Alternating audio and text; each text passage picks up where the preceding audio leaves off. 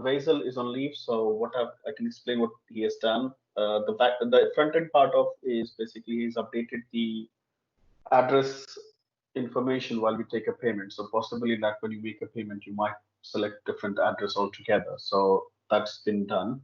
Also, major UI changes has been achieved, like including welcome page. Now we get rid of the uh, public and private key pair using complicated password. We simplified using 6 digits PIN number. Now we are storing. Previously, user has to store the key store file locally, and they have to import every time they want to stamp it if they switch between the devices. Now we eliminated all that step and made it very simple. So what we are doing, we are storing the keys encrypted format of that into our backend. So every time user logins, it can be requested from backend services, and then user has to just enter the PIN number in order to decrypt that. Uh, so that work both went on both front end and back end as well, which we will see in the demo shortly. Also, the certificates design has changed. Now all the date time is UTC, so make it more uniform throughout the pages. As I mentioned that yes, unlock signing key is now changed to 6 digits. So first time user log into the system, they need to create a new 6 digit PIN number. Uh, and one more thing that now the invoice part is automated. So every time you make a payment, either you upgrade your package or your upgrade is or your renew is due basically next month. So the automated invoice will be sent to the user with all the billing details they have entered in the system while making the payment. And that information is now also stored in backend. So with a unique invoice number we are generating, so every invoice will be unique throughout the system. The first one is the welcome page. I changed the subtitle and the logo of our entry dashboard, and as you can see, button colors are changed as well. And the second one is the 6 digit PIN code. After clicking to create your page, then you are gonna see the 6 digit PIN, and we are expecting from our users to enter complicated and more secure. Previously, we are expecting from user to enter complicated and more secure password, but it's not needed anymore. And 6 digit passwords are more memorizable and simple. And with this way, we are reducing the confusion of our users. And I'm gonna and I removed the last step of the key stepper for this page, because for now we only have 2 steps: encrypt your key and the sign-in key created. As you know, the creating the key process is a simple. Firstly, we randomly generate the public key and the private key with the key pair libraries, and after let the user enter the PIN code and then encrypt the passwords to produce the final key to encrypt our stamping data to be sent to the blockchain.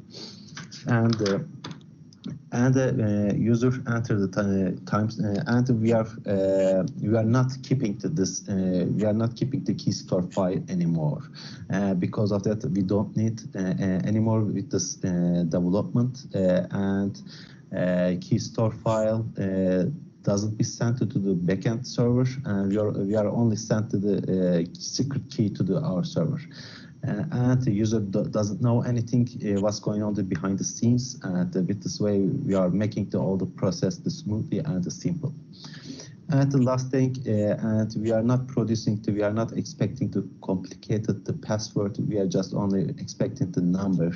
We are not allowing to the users enter the alphanumeric or the other data. We are just only expecting and letting the users to enter the numeric data.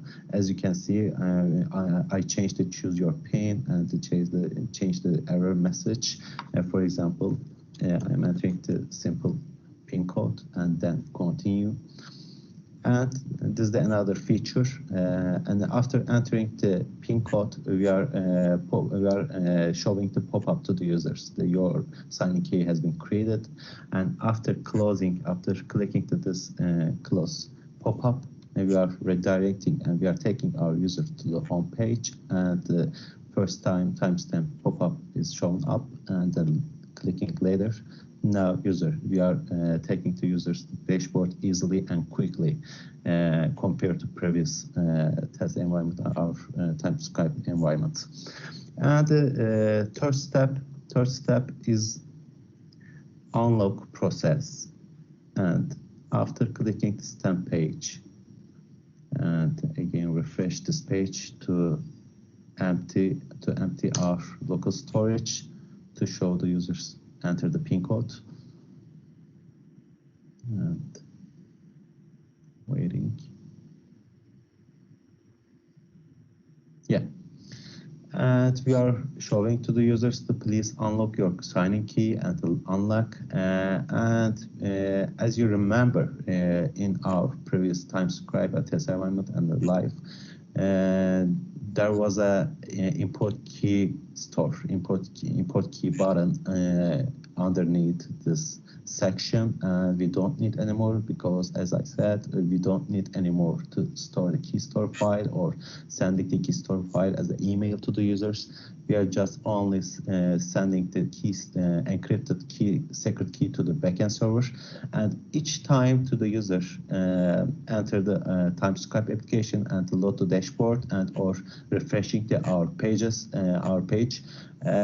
we are showing to the users only this section, because we know and we are keeping the secret key value on our local storage, and the users only enter is secret key and the unlock, and that's all. And with this way, everything gets simple and more smoothly, and users with this way users can directly go to the dashboard and stamping their files easily and smoothly, and that's our aim. And after changing, for example, I'm gonna choose a file, and as you see, there's a load process button. That's another enhancement. And for example, if the user choose any bigger files, and that was quite enough, I think. Not.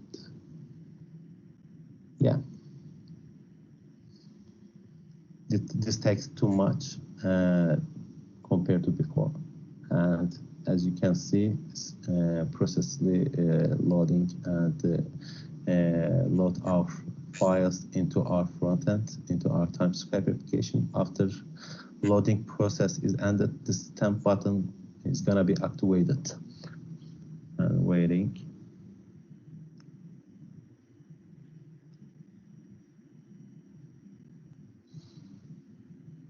It takes a little bit more. And that's all. And the stamp page is activated now, and clicking the stamp.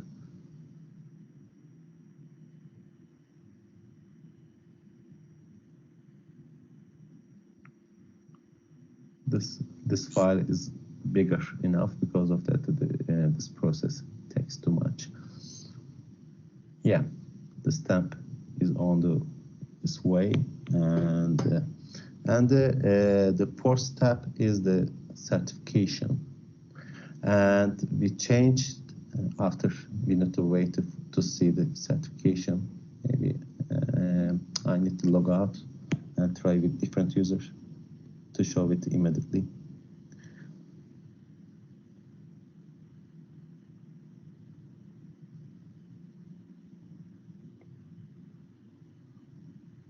My local environment is a little slow, local server.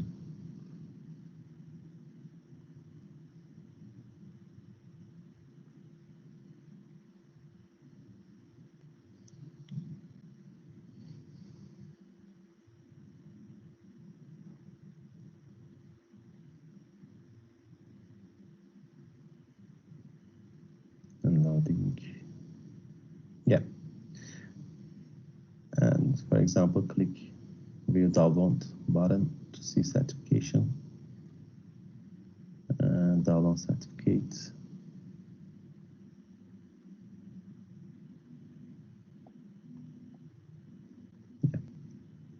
I'm gonna open the PDF file. So previously proof ID was quite long, so we have to introduce the line breaks in our PDF. So that was affecting us to copy the old proof ID at once. So what we have done, we have font sizes reduced, so say one line, so people can easily copy and verify that stamping is done. Second part, which was not shown in video, was to update the address. As I spoke earlier, that when we take a payment, we have fields like taking address detail, which if I can quickly show on my local one. Sorry, I have to keep on switching all this, but so quickly just wanted to show you what it means. So if I go on, sorry, not stamping, I have to upgrade the package. So now these fields, you can see these fields were basically just stored in our system, but not used as an invoice point. But now all these details, whatever you entered, will be used as a data for the invoicing one. So that's the bit it was missing on the video, recorded video, basically. Any question? If you guys are interested, I can send you the template, or probably it will be in my data. Yeah, here you go. Actually, I have that. There's that. Here you go, stress. So this is how the invoice looks like it. So you can see that receipt ID is unique now. So TS is for Timescribe. Then we go for format of year. Then we go for, so 2-digit year, 2-digit month, and 2-digit date. And then we go for unique number. So AA0015. So every cycle of 99,000, it will reset back to the AB. If you guys are interested, I can explain it later, but I don't think it's worth doing it here. But this will be unique throughout the system for every invoice we generate. Based on which plan you take, accordingly, the plan will come here. The billing cycle will come here, including VAT and total amount paid. So that's the format of invoicing.